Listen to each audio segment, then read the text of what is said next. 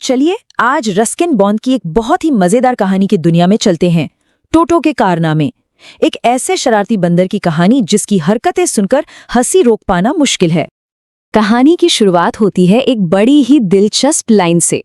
टोटो एक सुंदर बंदर था। अब सोचने वाली बात है, एक बंदर और सुंदर, भाई इस सुंदर शब्द का यहाँ क्या मतलब है? चलिए पता लगाते हैं कि टोटो में आखिर ऐसा क्या खास था। तो ये है हमारी कहानी का स्टार टोटो।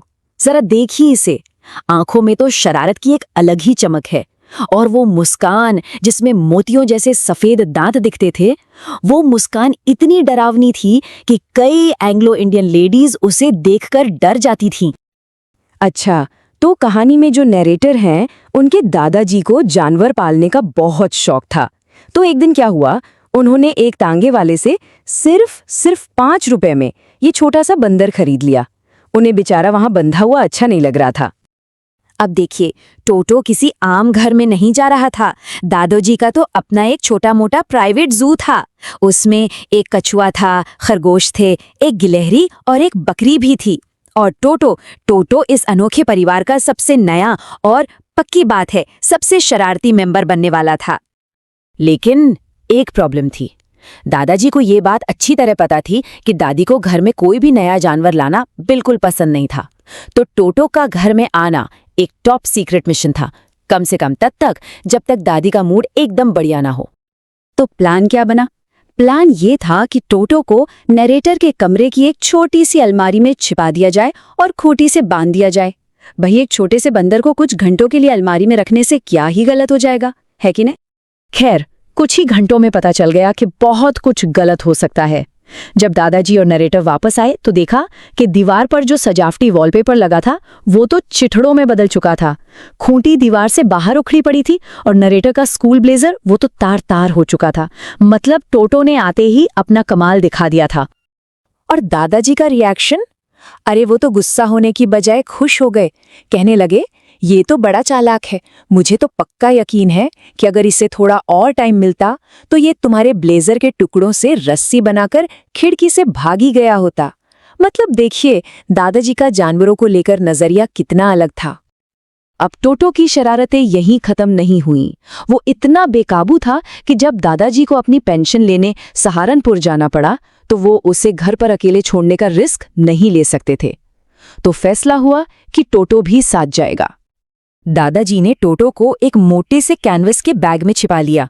सब ठीक चल रहा था, लेकिन सहारनपुर स्टेशन पर जैसे ही दादाजी टिकट दिखाने के लिए रुके, बैग के अंदर हलचल हुई और टोटो ने अपना सिर बाहर निकालकर टिकट कलेक्टर को एक जोर की स्माइल दे दी।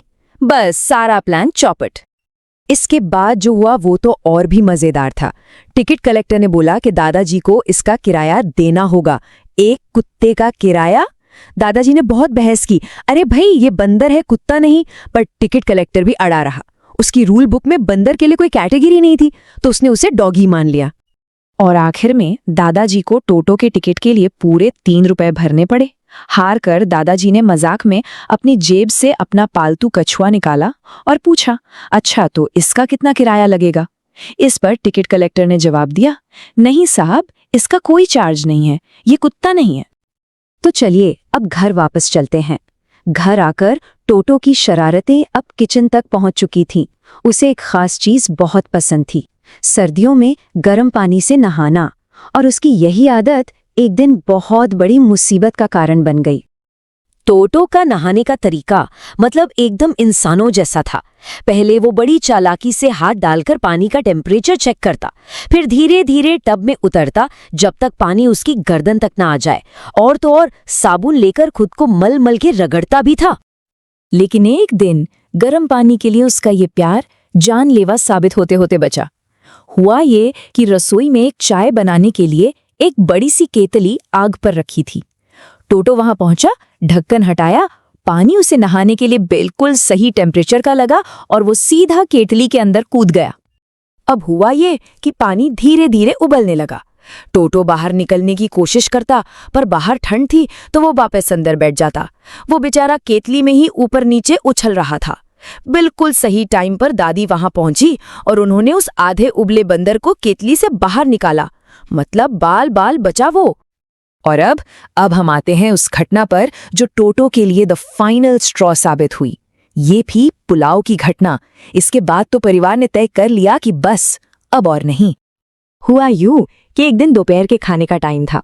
पूरा परिवार डाइनिंग टेबल पे आया तो क्या देखता है कि टेबल के बीचों बीच रखी पुलाव की डिश में टोटो बैठा है और मुंह भर भर के चावल खा रहा है। बस ये देखते ही दादी जोर से चीखी और उनकी चीख सुनकर टोटो ने क्या किया, उसने एक प्लेट उठाकर दादी की तरफ फेंक दी। जब एक आंटी उसे पकड़ने आगे बढ़ी तो टोटो ने उनके चेहरे पर पानी का ग्लास दे मारा और फिर वो पुलाव की पूरी डिश लेकर खिड़की से भाग गया और सीधा कटहल के पेड़ पर जा चढ़ा। वहां उसने आराम से एक एक चावल का दाना खाया और फिर सिर्फ दादी को चिढ़ाने के लिए उसने वो कीमती डिश पेड़ से नीचे फेंक दी, जिसके 100 टुकड़े हो गए। बस इस घटना के बाद तो सब कुछ साफ हो गया। परिवार को ये समझ आ गया कि टोटो कोई पालतू जानवर नहीं है, वो बहुत ज्यादा जंगली है और उसे घर में नहीं रखा जा सकता। एक बार सोच कर देखिए टोटो ने कितना नुकसान किया था। कपड़े फाड़ दिए, वॉलपेपर उखाड़ दिया, बर्तन तोड़ दिए और तो और घर के दूसरे पालतू जानवरों को भी चैन से नहीं रहने देता था। परिवार इतना रोज रोज का फाइनेंशियल लॉस नहीं झेल सकता था और इसीलिए दादाजी ने भारी मन से उसी तांगे वाले को ढूंढा और टोटो को उसे वापस बेच दिया। और मजे की बात देखिए, खरीदा था 5 रुपए में और बेचा सिर्फ 3 रुपए में, मतलब 2 रुपए का नुकसान भी उठाया। तो रस्किन बॉन्ड की ये मजेदार कहानी हमें जानवरों के स्वभाव और किसी को पालने की जिम्मेदारियों के बारे में बहुत कुछ सिखाती है और आखिर में एक सवाल छोड़ जाती है, क्या टोटो जैसा कोई पालतू जानवर घर में रखा जा सकता है? ये वाकई सोचने वाली बात है।